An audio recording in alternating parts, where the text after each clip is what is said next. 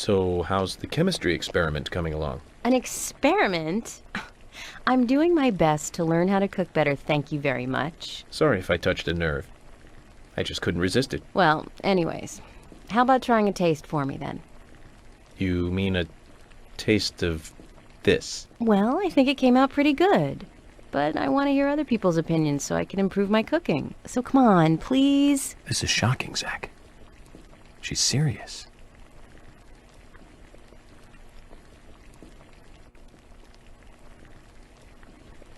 So, what do you think? Come on, tell me. It isn't entirely inedible. What's the best way of saying that then, Zach? Ah, of course. It tastes like a nice try. Emily, no need to get so depressed. This dish just needs one more ingredient.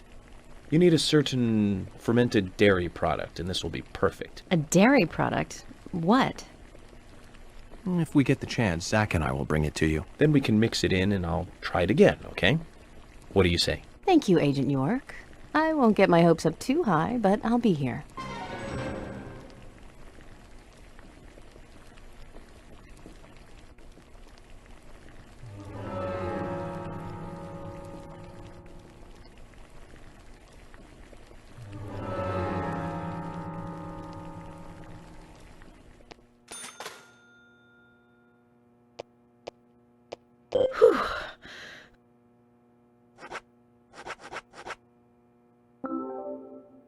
Emily, the answer is cheese. Cheese?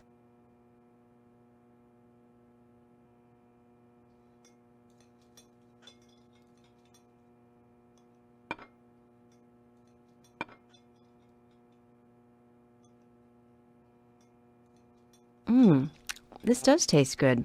Like something Thomas made.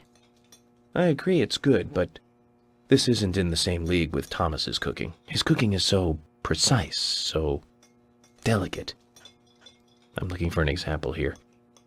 It's like listening to classical music during tea time on a holiday afternoon. This, however, is far more wild and running free. The two are opposite poles, really. Making yours, like... Anyway, both are edible, and that's the point I'm trying to make.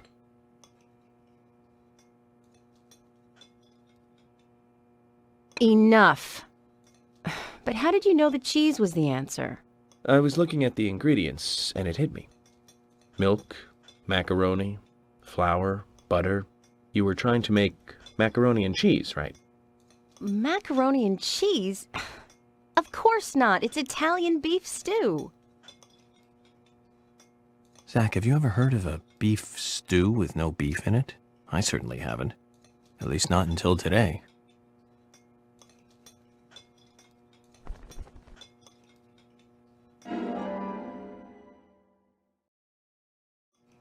Agent York. Sure, it wasn't perfect, but I'm glad I managed to make something edible. Here's a little something to say thank you for your help.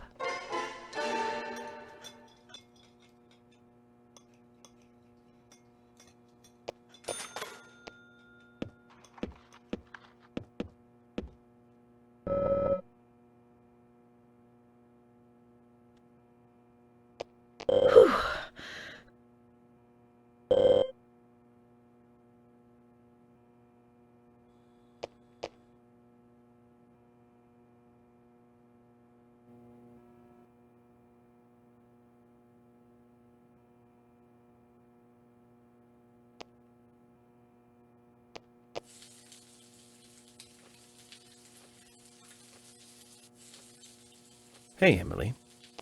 Something smells good. Really? I'm trying to make a meatloaf this time. A meatloaf, huh? Nice. That's a basic dish for every household. Yep, my mother cooked it pretty often too. Would you like to give it a taste? Again? Well, I can... Don't worry, I've done the poison testing already, and I made something pretty tasty last time, didn't I? Emily, maybe we should do this another time.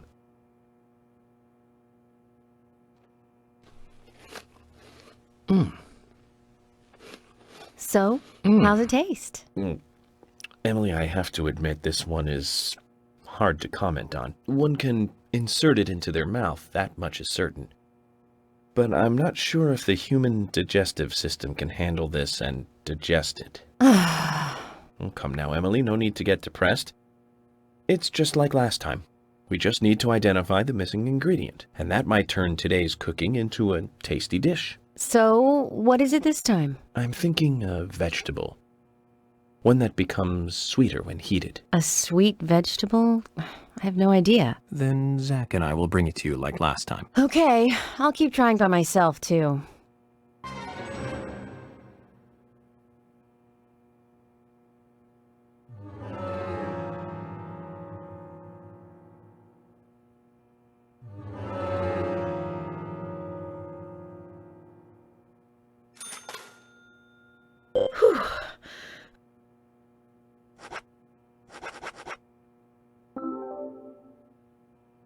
Emily, the answer is onion. Onion?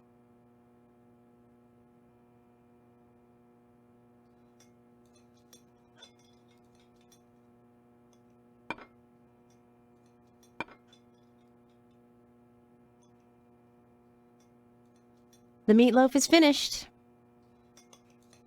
And it tastes good, too. It really is good, isn't it? Probably good enough to sell. Emily, this certainly tastes good. But if I were you, I wouldn't quit my job to become a cook just yet. It'll be a tough career move. You think so? I'd like to get other people's opinions, too. I can't recommend that.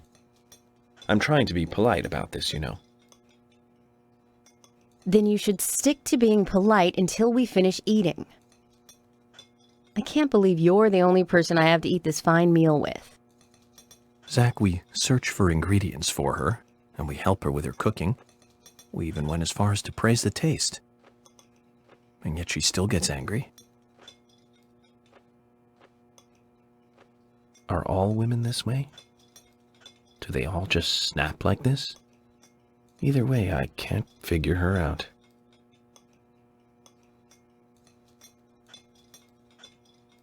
Agent York, I'm sorry if I got a little emotional on you, but I'm glad I was able to make a good meal today. I know this isn't much, but please, I want you to have it.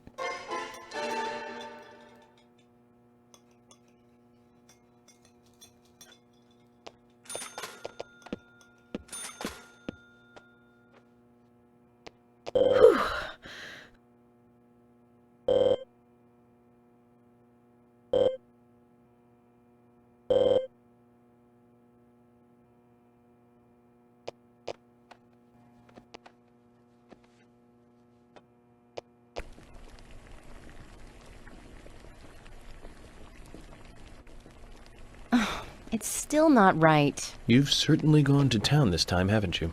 There's something I really want to cook, but I can't remember what it is. You can't remember? It's something you want to cook, right? Well, that's the thing. It's something my father made for me once, a long time ago. My mother was sick, so he had to cook. That was the only time he cooked. I remember how it tasted, and I wanted to make the same dish, but no luck. I also remember what it looked like, but I have no idea what was in it. And you still decided that you'd give it a try anyways. Amazing. Most people would give up without even trying, Emily. Do you have a problem with this? Okay, so I was nostalgic and emotional, but I wanted to give it a try. I'm sorry. I need to watch my mouth. Who am I to comment on your private issues?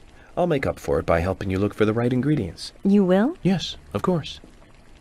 This will make a nice break from the investigation for me. Now then, what kind of dish was it? Various different ingredients placed on top of an English muffin with some kind of sauce on top, a yellow sauce. He learned it from a diner close to where he worked in New York. So a New York-style yellow sauce. Do you remember anything else? Well, there were two things on the muffins. Something chewy and salty and something soft with two colors. Okay then, Emily, I think I know what you're talking about. I'll go and look for the ingredients. You try to remember some more. Sounds like a plan. Well then, let's try to recreate this taste from her past. What do you say, Zach?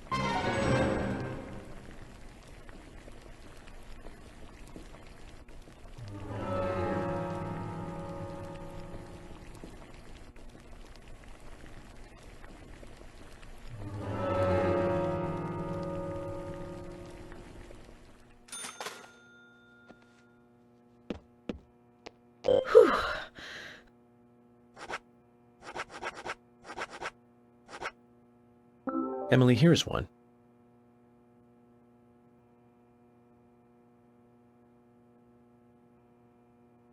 This is definitely right. We're getting closer to how it tasted. Great. A yellow sauce and something chewy and salty.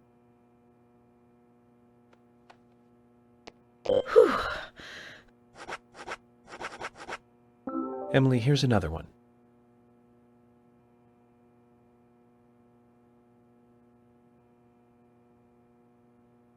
This is great.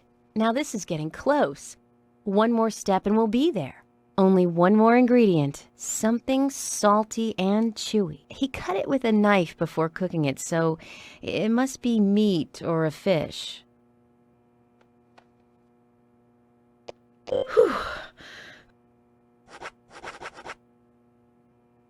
Emily, here's another one.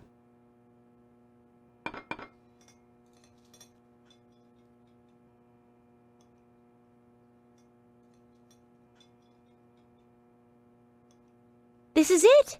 That's exactly what it tasted like. Eggs Benedict. Huh. The name of this dish. It's a popular breakfast dish in Louisiana. Your father was quite a chef then. What do you mean? This is much harder to make than it looks, Emily. You have to bring it to the table with all the ingredients at the same temperature. And that requires preparation, timing, and skill. You'd have to be pretty good at these three things to make a really good Eggs Benedict. Really? I never thought of him as a skilled cook. I haven't talked to him for ages. We've been kind of separated. I wonder what he's doing now.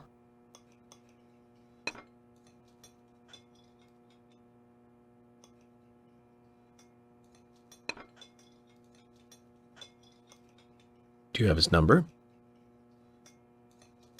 I think so.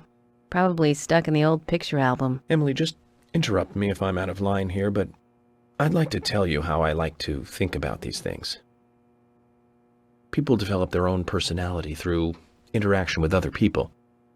Whether they like it or not, that's how it happens. I don't know anything about the past between you and your father, but the fact is, you enjoyed making something that he cooked for you. He's a big part of your past, which means he's part of you. That's normal, and you have nothing to be ashamed of. So why don't you give him a call? But I wouldn't know what to say. We can talk about this recipe. That'll be a good place to start. Thank you, York. I'll give him a call after you leave. I don't want you standing over my shoulder for this. Okay, good. Here, take this. A gift for helping me with my cooking today, and for everything else.